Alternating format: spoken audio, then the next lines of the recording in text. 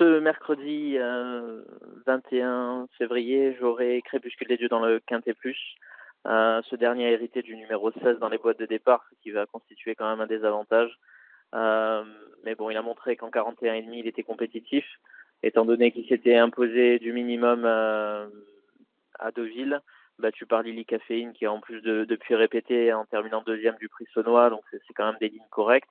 Lui, il a montré qu'il était en bonne forme puisqu'il s'est classé 2 fois quatrième de préparatoire du prix Saunois.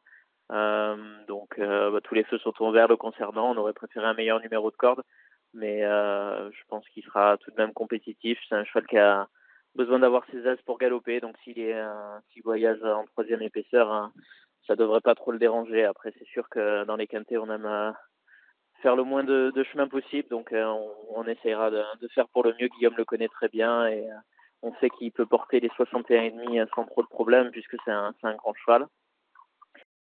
Dans la deuxième course du programme, j'aurai Magnétique, un 3 ans qui a terminé 8e à Marseille-Vivo pour ses débuts, puis 7e en dernier lieu sur le gazon de Cagnes. Je pense que les 1300 mètres PSF vont très bien lui convenir. C'est un poulain qui progresse au fil de ses courses, mieux que ce soit mentalement et physiquement. Et j'en attends un bon comportement. Je serais déçu de ne pas terminer dans les 5 premiers avec lui. Et puis, pour terminer, j'aurai Binzi qui se présente au départ d'un réclamé assez modeste. Il n'y a que 7 partants. Donc, au terme de cette course, elle pourra obtenir une valeur handicap puisqu'elle pourra terminer dans les 7 premiers. Et nous pourrons la courir dans sa catégorie une fois qu'elle aura une valeur. Mais se réclamer, semblerait-il qu'elle puisse être compétitive si tout se passe bien. Elle sera munie d'œillères australiennes. Et avec 54,5 sur le dos, elle devrait pouvoir, j'espère, prendre une 4-5e place si tout se passe bien.